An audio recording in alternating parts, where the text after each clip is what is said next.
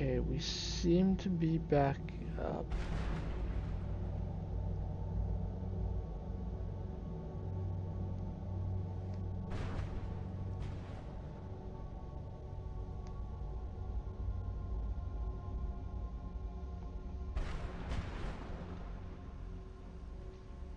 As far as I can tell, I'm back live.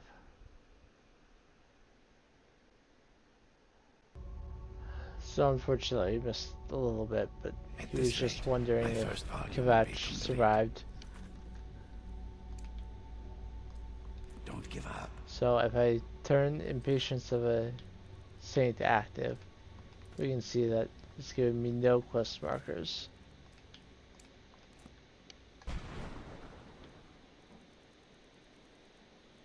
But I will want to return to the Soul Cairn after I'm done with the main Dawnguard quest line. And at that point, I will try and find the remaining 2 Reaper Gem fragments and the remaining 5 pages of Jib's Opus.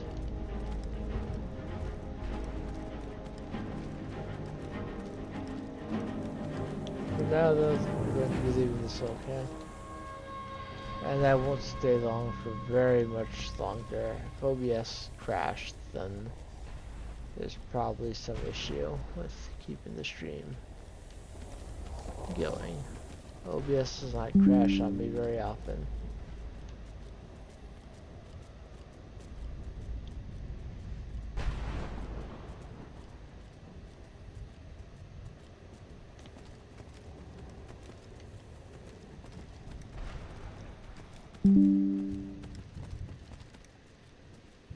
Now I'm just trying to find a way back to the other side of the cairn.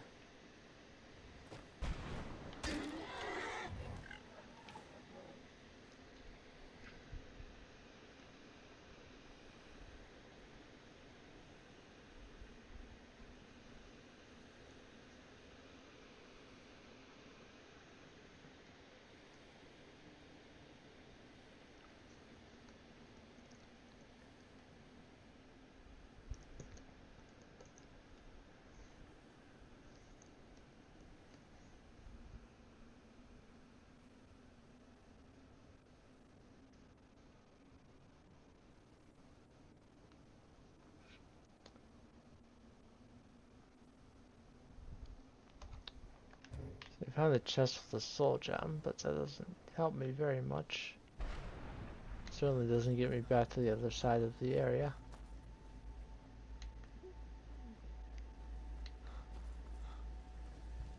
Ah, this seems to be a path.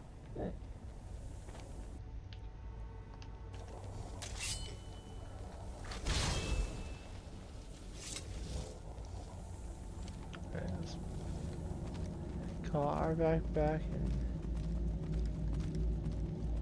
ride my way out of here.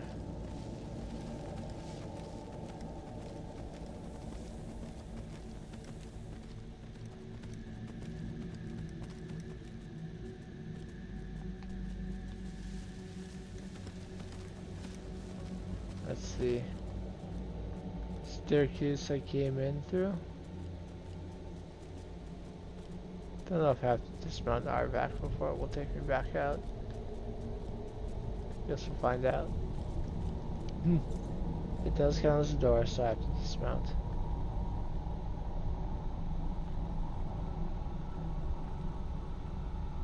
So it's too close to the area.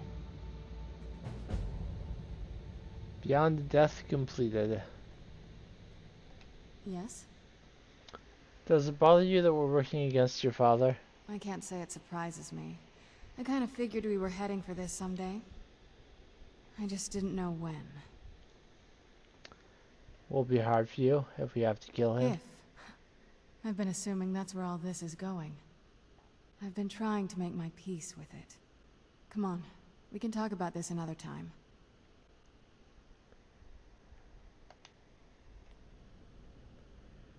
Okay, so now we can leave.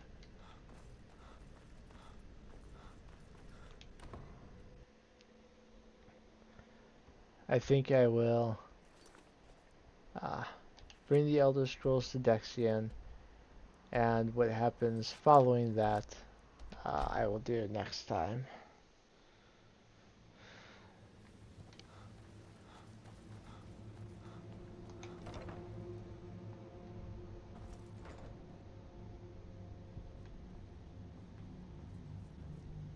I trust your journey was His successful. eyes are covered. I brought the Elder Scrolls. I'm sorry, my friend. I can no longer be of use in this matter. Why? What's happened? It's my fault. In my haste to read the first scroll, I neglected the careful preparation required. I thought I'd be able to allay the after effects, but I was wrong. Now I am paying for it. That covering on your eyes. Are you... Blind? Yes, I'm afraid so. Can anything be done to help you? No, it will have to run its course. And there's always the chance I may never recover. Then we're finished. No, there is another way. The question is, how much are you willing to risk to find Oriel's bow? What do I need to do? I can't guarantee you'd be free from harm. Becoming blind could be the least of your worries. Don't worry about that. Just tell me. Scattered across Tamriel are secluded locations known only as Ancestor Glades. There's one in Skyrim in the Pine Forest. I've been there. Performing the ritual of the Ancestor Moth within the glade should provide the answers you seek. Explain this ritual. It involves carefully removing the bark from a canticle tree, which will in turn attract ancestor moths to you. Once enough of the moths are following, they'll provide you with the second sight needed to decipher the scrolls. Carefully gather the bark? How? In keeping with tradition, you must use a specific tool in the Ancestor Glade, an implement known as a draw knife. Every moth priest is taught this ritual, but few ever get the chance to perform it. You should consider yourself fortunate if it works for you. Do I need to read the scrolls in any particular order? From what I saw in the vision, the Elder Scroll which foreshadows the defiance of the gods with the blood of mortals is the key to the prophecy. What went wrong? Deciphering one of the Elder Scrolls is nothing like reading a simple book. There is quite a bit of ritual and concentration required. It can take months or even years to complete a single scroll, and even then, months to recover. Is it normal for moth beasts to go blind? Sadly, yes. It is the inevitable fate we agree to pursue when reading the Elder Scrolls. It generally does not occur until a moth priest is in his latter years, but in my case, I simply was not preparing myself properly. I've helped you all that I can. The rest is up to you. How is a moth related to the Elder Scrolls? Well, as I'm sure you figured out by now, it's no mere coincidence that we're named moth priests. The voice of the Ancestor Moth has always been an integral part of reading the Elder Scrolls. Moths barely make a sound, let alone speak. They don't have the mouths. moths don't literally read the scrolls, but they maintain a connection to ancient magic that allows the moth priests to decipher them. If you listen closely when you find the glade, you should be able to hear their song, a soft, harmonious trilling. It's through this ancestral chorus that the moths tap into a form of primal augur and become a conduit for deciphering the scrolls. How does that help the moth priest? By having the ancestor moths close to the moth priest, they can utilize the conduit and share the moth's augury. Only the most resilient of priests can do it this way. It takes years of practice to interpret the harmony. Then how do I even stand a chance? You've come this far, and you've found several Elder Scrolls. Whether you believe it or not, the scrolls have a mind of their own. If they did not want you to find them, they would not allow it. Because of this, I strongly believe you were meant to hear the ancestral chorus. Only one way to find out. Good luck. I hope you find the answers you seek. Alright, so the next quest objective will be to find a moth priest's knife the quest marker is sending me straight to the Ancestor Glade there. So that's where I will go I next hope we time. reach Ancestor Glade soon. But considering an OBS crash, Yes? I think it is to my advantage, and it would be about time to do so anyway, that I end this stream. So, if you are watching on Twitch, if you are watching live, whether you have commented or just lurked, thank you for stopping by. If you are watching the archive on YouTube in the future, thank you for checking it out. And however your day is going, I hope it is progressing favorably for you. Today I will be reading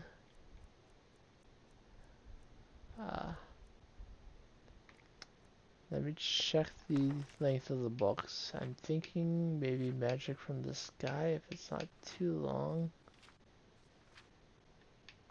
It's kind of long, but I think it's okay.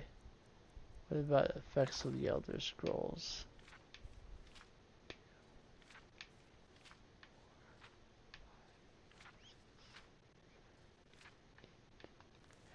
Yeah, I'll try both. So, I hope you are having a wonderful day. This ends the primary part of the stream. I will now read Magic from the Sky by Irlav Jarl. The ancient Aelids believed that Nirn was composed of 4 basic elements: earth, water, air, and light. And of these 4 elements, they believed the most sublime form of light was starlight. The stars are our links to the plane of Aetherius, the source of all magical power, and therefore light from the stars is the most potent and exalted of all magical powers. From time to time, fragments of Aetherius fall from the heavens. The people know these fragments as shooting stars, and from time to time, such ethereal fragments are found on Nirn. The most common varieties are known as meteoric iron. This metal is prized by armorers and enchanters for its properties in the forging of enchanted weapons and armors. This meteoric iron is also the primary component in Aelid wells, ancient enchanted artifacts found throughout Cyrodiil. Another, rarer form of ethereal fragment is called meteoric glass. It is from such fragments that other rare Aelid enchanted artifacts are crafted: Welkin stones and Varla stones. Aelid's wells are scattered across Cyrodiil's landscape. Their siting is a mystery. They are not associated with any known Aelid cities or settlements. It is presumed that, in some manner, they harvest magical power from starlight. It is also suggested, without evidence or support, that they are located at the meeting points of ancient lines of magical power. However, modern arcane arts have discovered no perceptible evidence of such lines of power. Those with magical talents can draw magicka from Aelid wells to restore their own reservoirs of magical power. No ritual or arcane knowledge is necessary, suggesting that these wells were designed to serve persons not skilled in the magical arts. Once drained, the wells replenish again only at magical midnight. Once recharged, they appear to radiate magical power back into the sky, which prompts some to theorize they are also objects with a religious or magical ritual significance, perhaps a means of offering magic back to the heavens. Welkin stones, Sky Stone, Heaven Stone, literally Sky Child, are pieces of cut and enchanted meteoric glass which apparently act as storage devices for magical power. A magical talent can restore his reservoirs of magicka from such stones. Alas, the means of restoring power to these stones may have been lost with the Aelids. Currently, these objects simply crumble to dust after they have been used. Great Welkin stones are exceptionally large pieces of enchanted meteoric glass. Scholars believe that at the heart of each ancient Aelid city, a great Welkin stone was the source of the settlement's magical enchantments. It may be that these great stones were linked to the lesser stones, restoring and maintaining their power. In any case, research on these great Welkin stones is impossible, since all the known Ayleid ruins have been looted of their great stones, and no examples of these great stones are known to survive. Another rare enchanted item found in Ayleid ruins is called a Varla stone, a starstone. Varla stones are remarkably powerful, enabling untrained users to restore magical energy to any number of enchanted items. Because of their great value and utility, these items are also extremely rare, but since they are small and easily concealed, diligent explorers may still occasionally come across them in any Ayleid ruin. Ayleid wells, Welkin stones, Varla stones. Consider then these marvels of magical enchantment. Are we then to conclude that the Ayleids were a superior race in culture? Did they so exceed us in art and craft that they mocked the feeble powers of Third Era wizards? Never. The Ayleids were powerful, yes, and cunning, but they were neither good nor wise, and so they were struck down. Their works have passed from Nirn, save these rare and sparkling treasures. Their ancient cities are dark and empty, save for the grim revenants and restless spirits condemned forever to walk the halls, keeping their melancholy vigils over bones and dust. And now, effects of the Elder Scrolls. It is widely known among scholars that the Elder Scrolls entail a certain hazard in their very reading. The mechanism of the effects has, at present, been largely unknown. Theories of hidden knowledge and divine retribution were the subject of idle speculation with little investigation.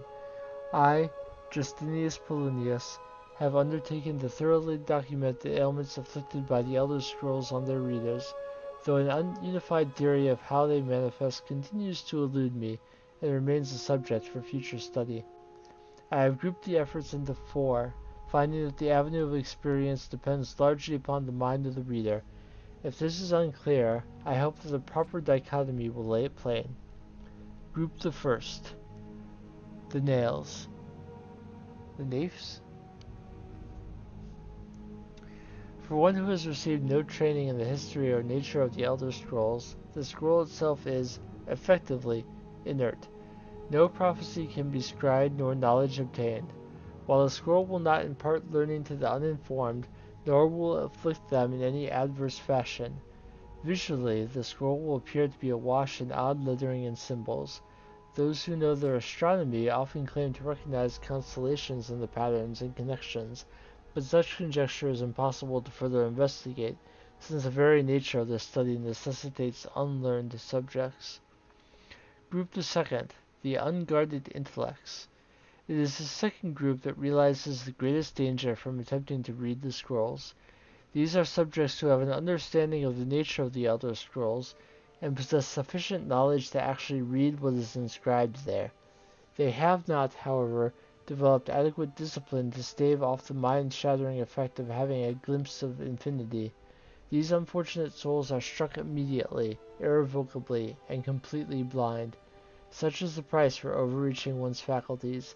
It bears mentioning, though, that with the blindness also comes a fragment of that hidden knowledge. Whether the future, the past, or the deep natures of being is dependent on the individual and their place in the greater spheres. But the knowledge does come. Group third, mediated understanding. Alone in Tamriel, it would appear that only the cult of the ancestor moth has discovered the discipline to properly guard one's mind when reading the scrolls. Their novitiates must undergo the most rigorous mental cultivation, and they often spend a decade or more at the monastery before being allowed to read their first Elder Scroll.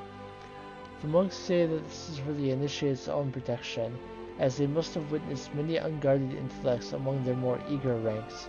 With appropriate fortitude, these readers also receive blindness, though at a far lesser magnitude than the unguarded. Their vision fogs slightly, but they retain shape, color, and enough acuity to continue to read mundane texts. The knowledge they gain from the scroll is also tempered somewhat. It requires stages of meditation and reflection to fully appreciate and express what one saw. Group the fourth, illuminated understanding. Between the previous group and this one exists a continuum that has, at present, only been traversed by the monks of the ancestor moth. With continued readings, the monks become gradually more and more blind, but receive greater and more detailed knowledge. As they spend their waking hours pondering the revelations, they also receive a further degree of mental fortitude. There is, for every monk, a day of penultimate reading, when the only knowledge the Elder Scroll imparts is that the monk's next reading shall be his last. For each monk, the penultimate reading comes at a different and unknowable time. Preliminary work has been done to predict the occurrence by charting the severity of an individual monk's blindness, but all who reach these later stages report that the increasing blindness seems to taper with increased readings. Some pose the notion that some other, unseen sense is, in fact, continuing to diminish at this upper range, but I shall leave such postulations to philosophers.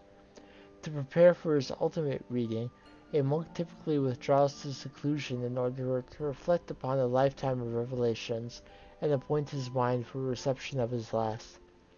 Upon this final reading, he is forever blinded, as sure as those unguarded ones who race to knowledge.